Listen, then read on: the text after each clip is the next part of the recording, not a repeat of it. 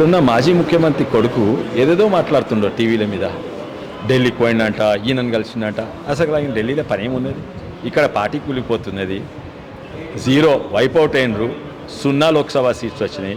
ఇక పార్టీకి నీకు ఎమ్మెల్యే ఇక్కడ నీకు ఢిల్లీలో ఏం పని అంటే ఇక్కడ అరెస్ట్ అవుతున్నా అని చెప్పి అక్కడ బీజేపీ నాయకులను కలిసేందుకు పోయినరు, ఒక్కరు అపాయింట్మెంట్ ఇవ్వలేదు. తర్వాత కాంగ్రెస్ నాయకుల దగ్గర వస్తుండ్రు, మీరు రేవంత్ రెడ్డి మన అరెస్ట్ చేస్తున్నారు, నన్ను కాపాడనని ఏదో అందుకు పోయినట్టున్నాడు. లేకుండా ఆయనకు పని లేదు, పాట లేదు. ఢిల్లీలో ఏమున్నా పని పాట ఏం లేదు. అయితే అరెస్ట్ అవుతుండొచ్చు, ఎందుకంటే 2-3 ఇష్యూస్ ఉన్నాయి, ఎన్నో ఇష్యూ 2-3 వేలాది రియల్ ఎస్టేట్ ఇష్యూస్ ఎన్నో ఉన్నాయి. దాన్ని ఇది కానీ ఇమీడియట్లీ ఆ F1 50 కోట్లు 55 కోట్లు ఎవరికో ఇష్టం ఉన్నట్టు ఇచ్చిందంట. ఇట్లా చాయనే ఆయన సొంత మాటలతో చెప్తుండ్రు. ఒక ఇంట్లో భార్య దగ్గర 10 లక్షలు ఉన్నాయనుకో, భర్త దగ్గర 1 లక్ష ఉన్నాయనుకో, ఏదో కట్టేది ఉంటే భార్యతో తీసుకురాదా అంటే ఏమి? ఆయన సొంత భాష ప్రకారంగా మేము ఒక డిపార్ట్మెంట్ పైసలు ఉన్నాయి, ఇంకో డిపార్ట్మెంట్ పైసలు లేవు, ఇక్కడి నుంచి అక్కడ ఇస్తాం అంటే ఆయన ఇంటితోటి అంటే ఆయన పబ్లిక్ ధనము ప్రైవేట్ ధనం మన ఇంటి ధనం వాడుకుంటుండు. ఆయన సొంత మాటలతో చెప్పిండు.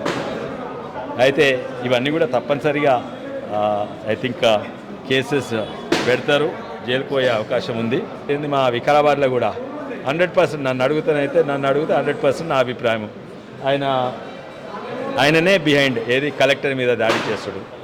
కాంగ్రెస్ పార్టీ తప్పులు ఉండవచ్చు, కానీ కలెక్టర్ మీద అటాక్ చేస్తాడు ఈ తెలంగాణలో ఆంధ్రప్రదేశ్లో అయితే ఎప్పుడు కాలేదు.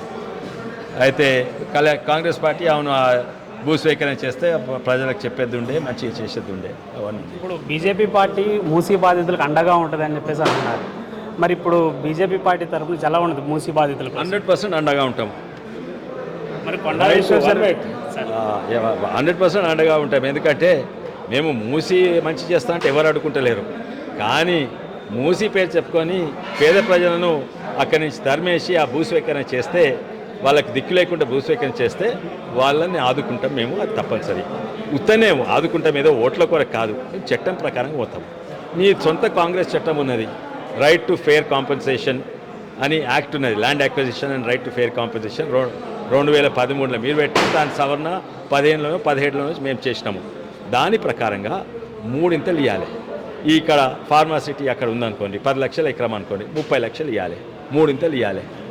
అట్లనే ఇక్కడ మూసి పక్కకి ఇల్లు ఉందనుకోండి, ఇల్లు ₹1,00,00,000 అనుకోండి, 3 కోట్లు ఇవ్వాలి. ఇచ్చినాక మీరు పంపించండి. ఫస్ట్ తరిమేసి ఎప్పుడో ఇస్తామంటే ఎన్నో సందర్భాలు 20 ఏళ్ళ వరకు ఆంధ్రప్రదేశ్ రాలేదు. అందుకే ఫస్ట్ ఇచ్చి పంపించండి. నేను తప్పనిసరి ఆదుకుంటాం. మంచి పని చేస్తే అడ్డుకోము, మీరు తప్పని చేస్తే బాధితులను ఆదుకుంటాము. ఇప్పుడు మీ ఈరోజు మూసీ సైడ్ బస చేస్తున్నామని వార్తలు వినిపిస్తున్నాయి. మూసీ సైడ్ నిద్రిస్తా సైడ్. అవును, పార్టీ నిర్ణయం తీసుకుని కిషన్ రెడ్డి గారు, పార్టీ నాయకులు అందరూ కూడా మూసీ పక్కకు వండుకోవాలి. ఎందుకంటే కించపరిచినట్టు మీరు ఎప్పుడైనా మూసీ అంటే ఏందో తెలుసా, మూసీ ఎట్లుందో తెలుసా, పండుకుంటారా అని అంటే మా పార్టీ అన్న పండుకుంటామని అన్నిటికీ సిద్ధంగా సిద్ధంగా. Thank you. Thanks. Sorry sir.